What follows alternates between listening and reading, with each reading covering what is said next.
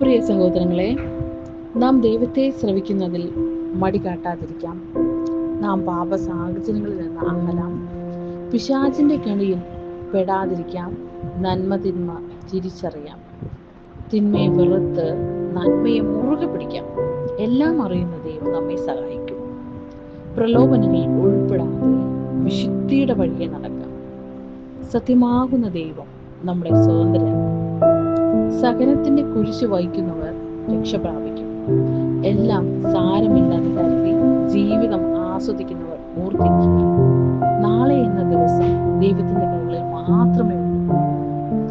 സമയം വിലപ്പെട്ടതാണ്. അത് പാഴാക്കി കളയരുത്. പശ്ചാത്താപിക്കാം, നന്മ ചെയ്യാം, എല്ലാം ആലോചിച്ച് ചെയ്യാം. ദൈവത്തിന് ഇഷ്ടമാണ് ഞാൻ ഈ ചെയ്യുന്നതെന്ന് ചിന്തിച്ചു നോക്കുന്നത് നല്ലത്.